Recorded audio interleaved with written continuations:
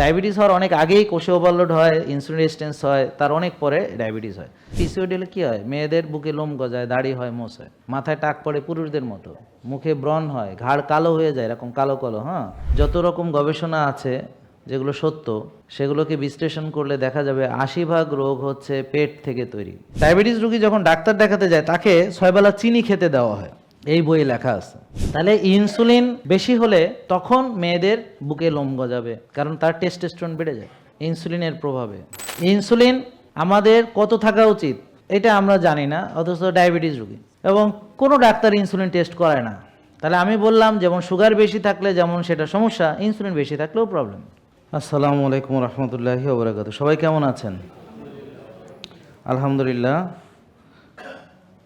আল্লাহর দরবারে লাখো কোটি শুকরিয়া আদায় করছি যে তিনি আমাদেরকে সৃষ্টি করেছেন, এই পৃথিবীতে পাঠিয়েছেন এবং তিনি আমাদেরকে রিজিক দেন, তিনি আমাদেরকে জ্ঞান দান করেছেন এবং তার কাছে আমাদের ফিরে যেতে হবে।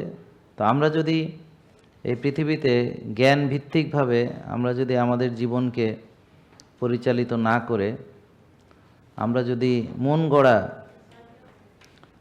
অথবা সমাজে প্রচলিত পদ্ধতিকেই ফলো করি, তাহলে ওই জাহিলি যুগের সাথে আমাদের আর কোনো পার্থক্য থাকে না।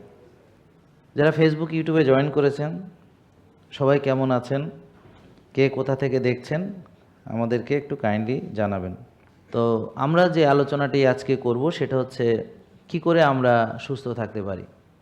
তো সুস্থ থাকতে পারি কি করে, তার আগে আমাদের জানতে হবে আমরা রোগী হই কি করে। তো যত পুরাতন গবেষণা অথবা আমাদের যদি একদম আরও পুরাতন, অর্থাৎ আমরা যদি 1400-1500 বছর আগের কথা বলি, তা আমাদের প্রিয় নবী তিনি বলেছেন যে হজরত মুহাম্মদ সাল্লাল্লাহু আলাইহি ওয়াসাল্লাম পেট থেকে মানুষের রোগ তৈরি হয়, পেট থেকে বেশিরভাগ রোগ তৈরি হয়।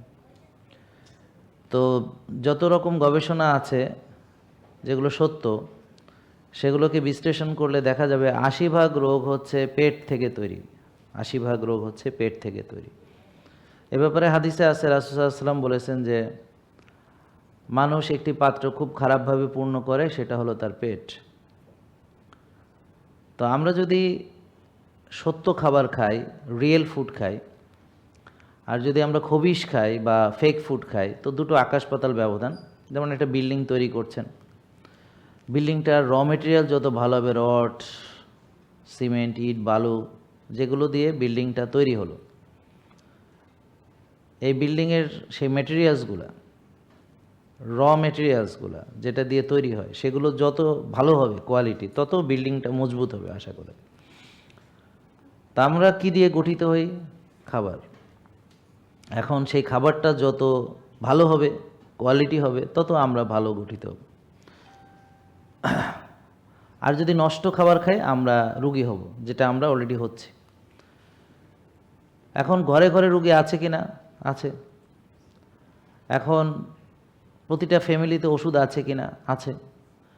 তাহলে ওষুধ কে খায়? ঘরের লোকই খায়। তাহলে কে সুস্থ আছে? একজনও না, সবাই ওষুধ খায়। তাহলে যে কেন খায়? কারণ সবাই ওই নষ্ট খাবার খায় এবং তারা নষ্টভাবে গঠিত হয়েছে। শুধু নষ্টভাবে গঠিত হয় না, মন মানসিকতাও নষ্ট হয়। মানুষের খাবারের কারণে মন মানসিকতা নষ্ট হয়। তো এটার ব্যাপারে উদাহরণ যেমন ধরেন, মানুষ চাইলেও হিংস্র প্রাণী খেতে পারে না, মানে যারা মুসলমান তাদেরকে নিষেধ করা হয়েছে। নোংরা প্রাণী, হিংস্র প্রাণী, এগুলো খেতে নিষেধ করা হয়েছে। তো কেন আল্লাহ নিষেধ করলেন? তাহলে নিশ্চয়ই এই আপনার ভিতর হিংস্রতা, পাশবিকতা অথবা নোংরামি, হ্যাঁ, এগুলো যেন চলে না আসে। কিছু প্রাণী আছে একদম নোংরার মধ্যে সারাক্ষণ থাকে, তা আমাদের জন্য আল্লাহ বলছে তোমরা এগুলো খেও না, হারাম তোমাদের। কিছু হিংস্র প্রাণী, হিংস্র, এগুলো হারাম। তা আল্লাহ তাআলা কেন হারাম করেছেন? হারাম নিশ্চয়ই করেছেন, এই খাবারের কিছু প্রভাব তো আছেই। আর যদি তা না থাকতো তাহলে পবিত্র কোরআনে তো আল্লাহ বলতেন না। রাসূল সাল্লাল্লাহু আলাইহি ওয়াসাল্লামকে নির্দেশ করেছেন যে তুমি তৈয়ব খাবার খাও এবং আমলুস সলেহা করো। হ্যাঁ, যে তুমি নেক আমল করো, আমলুস সলেহা, ভালো ভালো কাজ। তার মানে ভালো কাজ করার আগে খাওয়ার কথা আসলো কেন? মানে ভালো খাইতে বলছে, ভালো কাজও করতে বলছে। তাহলে কি ব্যাপারটা এমন যে নষ্ট খেলে নষ্ট কাম হবে? হিংস্র প্রাণী খেয়ে মানুষের ভিতরে হিংস্রতা চলে আসবে, নোংরা প্রাণী খেলে মানুষের মধ্যে নোংরামি চলে আসবে। তো এগুলোকে যদি আপনি এভাবে চিন্তা করেন তাহলে দেখবেন হ্যাঁ এর ভিতরে নিশ্চয়ই আমরা যদি তৈয়ব খাবার খাই, হালাল খাবার খাই, সেটা আমাদের জন্য কল্যাণ। এখন আমরা যে খাবারগুলো খাচ্ছি তাদের ভিতরে দেখা যাচ্ছে যে তৈয়ব খাবার আমরা কতটা পাচ্ছি বা খাচ্ছি। তো রিজিকের ব্যাপারে আল্লাহ বলেছেন তোমরা রিজিককে অন্বেষণ করো। রিজিক জান্নাতে গেলে রিজিক আল্লাহ সরাসরি দিবেন, অর্থাৎ আপনার মন চাইছে মুখের মধ্যে আঙ্গুর ফল পড়বে, আপনি খালি চাবাইবেন, অথবা আল্লাহরে যদি বলেন আমি চাবাবও না, তাহলে ডাইরেক্ট পেটের মধ্যে হয়তো ঢুকায়ও দিব আল্লাহ, সেটা ব্যবস্থা করবো যে না আমি চাবাইতে চাইতেছি। আর না চাবাইলে স্বাদটা পাইবেন কেমন, বুঝলেন না? মজা তো মুখের মধ্যে, মানে মজা তো এখানে, ভিতরে গেলে তো আর মজা তো আর বোঝা যায় না। মুখের মধ্যে নিয়ে তখন না মজা লাগে। মানে যত মানুষ যে খায় মানে জিহ্বার লালস, তো জিহ্বার মধ্যে লালস তো জিহ্বার মধ্যে থাকে। জিহ্বা এখান থেকে তো আর স্বাদ বোঝা যায় না, এখান থেকে চলে গেলে আর স্বাদ বোঝা যায় না। তো মানুষ ধরেন খায় কেন? তার লালসের জন্য, লালা ধরে খাবার দেখলো খাইতে মন চায়, তো এখন জিহ্বা শান্তি। তো হ্যাঁ যদি নাই চিবাইলো, স্বাদই না পাইলো, তাহলে তো আর খাইয়া লাভ কি? হ্যাঁ, যে আমরা তাদেরকে নল দিয়ে খাওয়াই। তো কিছু রুগী আছে জমের খাওয়া খাইছে একবার জীবনে, খাইয়ে এখন খাওয়া বন্ধ হয়ে গেছে। তো আমরা তাদেরকে নাকে নল দিয়ে খাওয়াই, এরা খাইতে পারে না। এরকম দেখছেন রুগী ভাই কখনো? হ্যাঁ, রাইস, আপনার নামও তো জানে মাশাল্লাহ। আপনি কি করেন? ও মাশাল্লাহ, যাক, তা তো আর একজন ডাক্তার পাওয়া গেল। হ্যাঁ, তো নাকে নল দিয়ে যে খাওয়াই, ওই রুগীরে জিজ্ঞেস করেন তো স্বাদ কেমন খাবারের? হ্যাঁ, ও তো আর বলতে পারবে না, তাই না? কিন্তু খাবার পেটে যাইতেছে, স্বাদ জানে না। তো মানুষ অ্যাকচুয়ালি স্বাদের জন্যে খায়। তো শয়তান কি করছে মানুষকে, যে সুস্বাদু খাবার, অনেক রকম মুখরোচক সুস্বাদু খাবার সেগুলো দিয়ে রাখছে যেন আমরা ওই আমার জন্য যে খাবারটা করলাম সেটা না খাইয়া আমরা যেন ওই খাবারগুলা খাই। খেলে আমাদের মধ্যে যেন শয়তানি বুদ্ধি বেশি কাজ করে। পিসিওডি হলে কী হয়? মেয়েদের বুকে লোম গজায়, দাড়ি হয় মোছায়, মাথায় টাক পড়ে পুরুষদের মতো, মুখে ব্রণ হয়, ঘাড় কালো হয়ে যায়, এরকম কালো কালো। হ্যাঁ, অ্যাকান্থেসিস নেগ্রিক্যান্স বলে না, এই যে কালো কালো ঘাড় হয়ে যায়। হ্যাঁ, এই যে ইয়ে হয়, আঁচিল হয়, এখানে ঘাড়ে দেখবেন কালা এরকম হয়ে গেছে, আঙ্গুলের এই কড়ার মধ্যে কালা কালা হয়ে গেছে। হ্যাঁ, তো দিন দেখি শাহাদাত ভাই বাইর করছে, ওই যেই পোলা আমারে নিয়ে পোস্ট দিছে, ওর হাতের কড়ার মধ্যে ইনসুলিন রেজিস্ট্যান্স বোঝা যাচ্ছে, ঘাড়ের মধ্যে ইনসুলিন রেজিস্ট্যান্স বোঝা যাচ্ছে। তো তাকে উপদেশ দেওয়া হচ্ছে সেজন্য আয়সা আমাদের কাছ থেকে চিকিৎসা নেয়, তা না হলে ওর মানসিকতার উন্নতি হবে না, আর ওর পরবর্তীতে ডায়াবেটিস ওরই হবে, বা হয়ে গেছে সেটা হয়তো জানে না, আইসে হোমায়ার করাইলেই টের পাবে। এখন জাতি তার হোমায়ার কত জানতে চায়, তাকে ধরে নিয়ে এসে হোমায়ার করাইতে হবে এখানে। আর আমার এই যে ঘাট দেখেন, ঠিক আছে না? হ্যাঁ, এই যে অসুবিধা নেই। যাই হোক, এখন কথা হচ্ছে জ্ঞান না থাকলে কি আর করা। তো প্রতিটা মানুষ তার নিজস্ব জ্ঞান, নিজস্ব বুদ্ধি দিয়ে সবাইকে বিবেচনা করে, সবার সম্পর্কে ধারণা তৈরি করে, এবং সবার কে মূর্খ সেই ডিসিশন নেয়। নিজে মূর্খ, কিন্তু যেহেতু তার জ্ঞান নেই অতএব সে অন্যকে মূর্খ বা পাগল মনে করে, কয় এই শালা পাগল, গাছ ধরে দাঁড়া রয়েছে কি জন্যে, কফি খায়, কফি পিছন দিয়ে দেয়, তো মহা পাগল। কয় যে শীতকালে বরফের মধ্যে সুপনি খায়, ও তো নিশ্চয়ই মাথা টাথা স্ক্রু ঢিলা হয়ে গেছে। হ্যাঁ, কারণ তার নলেজ এটা কুলায় না যে বরফ থেরাপি কি, হ্যাঁ, বরফ থেরাপি কেন নেয়, কিভাবে নেয়, এটার কি কি কারণ আছে, কি কি উপকারিতা আছে, ক্রিস্টিয়ানো রোনালদো বরফে যায় কিনা, পুতিন পর্যন্ত বরফে সুপনি খায়। হ্যাঁ, পুতিন। হ্যাঁ, তা না হলে তো দেখেন না, সারাদিন যুদ্ধ মুদ্ধ কইরা বরফে সুপনি না দিলেও তো বাঁচত না। তো এখন যারা এগুলো জানে না তাদের কাছে এটা হচ্ছে পাগলামি। তাহলে ইনসুলিন বেশি হলে তখন মেয়েদের বুকে লোম গজাবে, কারণ তার টেস্টোস্টেরন বেড়ে যায়। ইনসুলিনের প্রভাবে টেস্টোস্টেরন বেড়ে যায়, অ্যাবনর্মালি তার টেস্টোস্টেরন প্রোডাকশন হয়। তো মেয়েদের এই অ্যাবনর্মাল টেস্টোস্টেরন প্রোডাকশনের জন্য ইনসুলিন রেজিস্ট্যান্স বা হাইপার ইনসুলিনিমিয়া দেয়। তার ঘাড় কালো হওয়া, বগল কালি হওয়া, এগুলো হাইপার পিগমেন্টেশন। তো যাদেরই আঁচিল হওয়া, হ্যাঁ, যাদেরই মুখে ব্রণ হওয়া, মাথায় পুরুষদের মতো টাক পড়া, আর দাড়ি মোছ হচ্ছে হরমোনের প্রভাবে। তাহলে একটা মেয়ের ভিতর যদি পুরুষালী হরমোন থাকে, সে তো আর মেয়ে থাকে না। তখন স্বামীকে সে গায়ের সাথে লাগলে বিরক্ত হবে, ছ্যাত করে বেট, মেজাজ খারাপ হবে।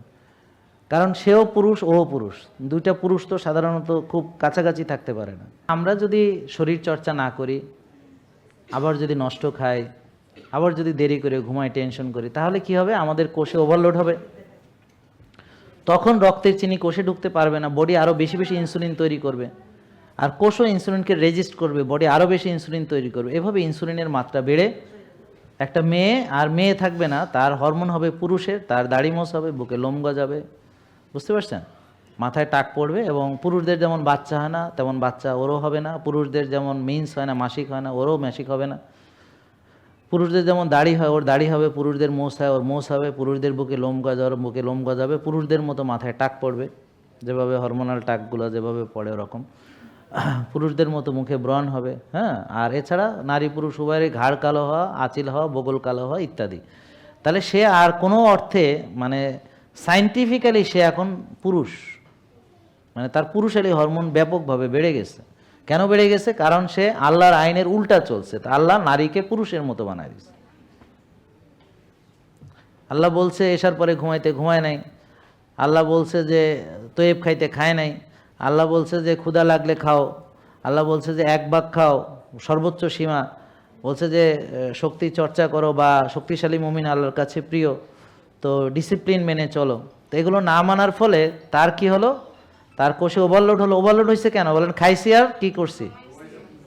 খাইছি আর জমাইছি। বলেন খাইছি আর ব্যায়াম করি নাই, কাম করি নাই। বলেন খাইছি আর জমাইছি। খাইছি আর, সবাই বলেন খাইছি আর জমাইছি। খাইছি আর জমাইছি। নিজের ভুঁড়ি কে বানাইছে? নিজে। তারপরে নিজের লিভারের চর্বি কে জমাইছে? নিজের ওজন কে বাড়াইছে? নিজে দুর্বল হয়েছে নিজের চেষ্টায়, নাকি বোঝেন না? সে চাইলে অন্য কিছু করতে পারতো, যেমন আমরা দেখছি অনেকে অন্য কিছু করছে, আমাদের কাছেই আছে, নাকি বুঝতে পারছেন? তাহলে কি হলো? কোষে অতিরিক্ত চর্বি জমলো। চর্বি জমলে রক্তের চিনি যে কোষে ঢুকবে, এখন কোষ খালি থাকলে ইজি, বুঝেন না? এখন কোষ খালি থাকলে ইজি, আর কোষে যদি জায়গা না থাকে তো ঢুকতে পারবে না। ঢুকতে না পারলে রক্তের চিনি বেড়ে যাবে, ব্যাক প্রেশার। ধরেন এই রুমে লোক ঢুকতে পারতেছে না, তো এরপরে বাইরে দাঁড়াবে, সিঁড়িতে দাঁড়াবে, এরপর লাইন ধরবে আফতাবনগর, এরকম হবে না? Back pressure, back flow. Diabetes হওয়ার অনেক আগেই কোষে ওভারলোড হয়, ইনসুলিন রেজিস্ট্যান্স হয়, তার অনেক পরে ডায়াবেটিস হয়। তাহলে বাংলায় বললে কি? কোষে জায়গা নাই। আর এটাকে আমি সায়েন্টিফিক্যালি কি বলবো? সেলুলার ওভারলোড অথবা হোমা আইআর বেশি বা ইনসুলিন রেজিস্ট্যান্স। এটা হলো, এটা সায়েন্টিফিক। এটা বুঝবো কিভাবে? হোমা আইআর পরীক্ষা করলে বুঝবো হোমা আইআর কত থাকলে ভালো। এক। তার মানে আমরা এটা একেবারে খাস বাংলা বললাম। তারপর হলো এটার সায়েন্টিফিক ইন্টারপ্রিটেশন, বা অ্যাজ এ ডক্টর তাকে আপনি যদি ডাক্তারের সাথে কথা বলেন যে ইনসুলিন রেজিস্ট্যান্স বললে সে বুঝবে না, যদিও বোঝা উচিত। যেমন আপনি যে ডাক্তারই হন না কেন, আপনারা এগুলো তো আর কেউ শেখায় না, শিখাইছে? এই যে ইনসুলিন রেজিস্ট্যান্স কাকে বলে শেখায় নাই। হ্যাঁ হ্যাঁ, না আপনি তো সেটা বলছি না, আমি সেটা বলি না। আমি বলছি যে আপনাদের যেমন এটা শেখায়নি আপনার টিচাররা, তো আপনার তো এমবিবিএস ডাক্তাররা ক্লাস নিছে না, বড় বড় প্রফেসররা ক্লাস নিছে না আপনাদের? তো তাইলে কিন্তু ওই ওনাদের যে স্যাররা, মানে যে ওনারা কিন্তু এমবিবিএস ডাক্তার, বড় বড় প্রফেসররা ওনাদের ক্লাস নেয়। কথা বুঝতে পেরেছেন? এবং অ্যানাটমি, ফিজিওলজি, বায়োকেমিস্ট্রি একটা পর্যায় পর্যন্ত পড়তে হয়, মেডিসিন সবই পড়তে হয় একটা লিমিটেড। কিন্তু ওই স্যারেরা ওনাকে শেখায় নাই, আমার স্যার আমাকে শেখায় নাই, আবার আমার স্যারে তার স্যার শেখায় নাই। ইনসুলিন আমাদের কত থাকা উচিত এটা আমরা জানি না, অথচ ডায়াবেটিস রোগী এবং কোনো ডাক্তার ইনসুলিন টেস্ট করায় না। তাহলে আমি বললাম যেমন সুগার বেশি থাকলে যেমন সেটা সমস্যা, ইনসুলিন বেশি থাকলেও প্রবলেম। কি বুঝতে পারছেন? তাহলে সুগার কত থাকলে স্বাভাবিক? আমরা অনেকেই জানি সুগার কত থাকলে স্বাভাবিক। 5-6। কত? আর ইনসুলিন স্বাভাবিক হলো 4-5। যেহেতু আমরা ইনসুলিন মাপি না, অতএব ইনসুলিন কত আমরা জানি না। যেহেতু সুগার মাপি, সুগার কত আমরা জানি। যেহেতু হোমায়ের মাপি না, হোমায়ের কত আমরা জানি না। তা এখন কোনো ডায়াবেটিস রোগীরই যে রোগের মূল কারণ অর্থাৎ কোষে ওভারলোড বা ইনসুলিন রেজিস্ট্যান্স বা হোমায়ের কত, এটা কোনো ডাক্তার দেখেই না, মনে হয় পৃথিবীতে এটা নাই। আচ্ছা, যদি না থাকে তাহলে আপনি বলেন এই যে আমি, এটি কি আসমান থেকে নামাইছি? তাহলে নিশ্চয়ই কোনো বিজ্ঞানী গবেষণা করে হোমায়ার বানাইছেন, কোনো বিজ্ঞানী গবেষণা করে এই সিপেপটাইড বানাইছেন, কোনো বিজ্ঞানী গবেষণা করেছেন, এবং এগুলো রেঞ্জ আছে, আপনি নিজে খুঁজে দেখেন সবই আছে। কোষে জায়গা নেই, তাহলে চিকিৎসা হলো কোষ খালি করা। তো আমার কাছে নতুন ডায়াবেটিস রুগী আসলো একটা, বা যে কোনো ডাক্তারের কাছে, যদি সব ডাক্তার মানে আমরা যেভাবে যাচ্ছি এমন হয়, তাহলে সে কি করবে? সে বলবে আপনি ব্যায়াম করেন, আপনি রোজা রাখেন, আপনি ভাত রুটি ফল দুধের বদলে শাকসবজি মাছ মাংস ডিম খান, ভালো তেল ঘি খান, খেয়ে তারপরে ভালো ঘুমান, ভোরে ওঠেন, 5 ওয়াক্ত নামাজ মসজিদে পড়েন, রোদ্রে যান, ঘাসে হাঁটেন, 7 দিন পর দেখবে ওর ডায়াবেটিস নর্মাল। তার জীবনে কোনোদিন ডাক্তারের কাছে আসা আর লাগবে না। তাহলে ডাক্তারদের ব্যবসা লাটে উঠলো। ডায়াবেটিস রোগী যখন ডাক্তার দেখাতে যায় তাকে 6 বেলা চিনি খেতে দেওয়া হয়, এই বইয়ে লেখা আছে। কয় বেলা চিনি খেতে দেওয়া হয়? 6 বেলা চিনি খেতে দেওয়া হয়। আর তার শুধু চিনি মাপা হয়, কিন্তু ইনসুলিন মাপা হয় না। সত্য না মিথ্যা? তাদের হোমায়ার করা হয় না, ঠিক না বেঠিক? ঠিক না বলেন, ঠিক ঠিক কইতে হবে, মানে একটা ছন্দ আছে না, ঠিক না বেঠিক, ঠিক ঠিক, হ্যাঁ, ঠিক না বেঠিক, ঠিক ঠিক, হ্যাঁ, তাহলে তো হয়েছে। তাহলে তাদের হোমায়ার কত আমরা জানি না, জানি? কেউ করাইছে? করায় নাই। কেন করায় নাই? ওই যে একটু আগে আমরা বললাম, এই টেস্ট কি পৃথিবীতে নাই? আছে। না থাকলে আমি কেমনে পারলাম? এখন এটা যদি করায় তাহলে কি রুগীকে কি হোমায়ার কমাইতে বলতে হবে? হোমায়ার কমাইতে বললে কি বলতে হবে? ওই যে একটু আগে যা বললাম, কোষ খালি করেন, পরিমিত খান, চিনি খায়েন না, ব্যায়াম করেন, ঘুমান, রাত জাগেন না। তো এখন ডাক্তারদের তো ব্যবসা নেই, এখন রোজা দিয়ে ডাক্তার কিভাবে ব্যবসা করবে? আপনি রোদে যাবেন, ডাক্তারের ব্যবসা নেই। আপনি ওষুধ খাবেন না, ডাক্তারের ব্যবসা নাই। ডাক্তার কোনো ওষুধই লিখলো না। তো প্রথমত হলো অনেকে ভিজিটও দিতে চাইবে না, কোনো ওষুধ লেখেন নাই, দেন আপনি টাকাটা ফেরত দেন। কথা বুঝেন নাই? তা আপনি আমারে দেখলেন, কোনো ওষুধ দিলেন না, তা আপনি টাকা নিতেছেন কেন? আগে টাকা ফেরত দেন। প্রেসক্রিপশন নাই, ঠিক আছে? তা এখন মূলত আসলে ডায়াবেটিস হলে আপনি যাবেন একজন বড় আলেমের কাছে, কি তাকে বলবেন আমি কিভাবে চলবো। তিনি বলবেন যে তুমি হালাল তৈব খাবা, কোরআনে আছে, বুঝেন নাই কথা? তুমি শির দ্বারা সোজা রাখার জন্য খুব সামান্য খাবার খাবা, বা বেশি খেলে 1 ভাগ খাবা, তুমি ক্ষুধা লাগলে খাবা, ক্ষুধা থাকতে থাকতে খাওয়া শেষ করো, এটাই তোমার সুন্নাহ, এটা তোমার কোরআন হাদিসে এইভাবেই চলতে বলা হয়েছে। তারপর তিনি বলবেন যে তুমি সোম বৃহস্পতি রোজা রাখবা, আয়ামে বীজের রোজা রাখবা, রোজা রমজান 30টা রোজা রাখবা, আগে পরে রোজা রাখবা, এরপরে আরো 6টা রাখবা, হজের আগে রাখবা, হজের পরে রাখবা, তারপর এইটা কি মাস? মহরমে রাখবা, পুরো মাস যত বেশি রোজা রাখবা। তো দেখা গেল বছরে তার বহু রোজা, সোম বৃহস্পতি রোজা, সাদের রোজা, নফল রোজা, ফরজ রোজা, মেলা রোজা। তা এখন এত রোজা রাখা আর ওই এত অল্প খাইয়া আর কায়িক শ্রম কইরা আর 5 ওয়াক্ত নামাজ মসজিদে পড়ে এসার পরে ঘুমায়া হ্যার কোষেও বললো ঢোয়ার তো কোনো কারণই নেই। জেকে লাইফস্টাইল লিমিটেড, ওষুধ মুক্ত সুস্থ জীবন।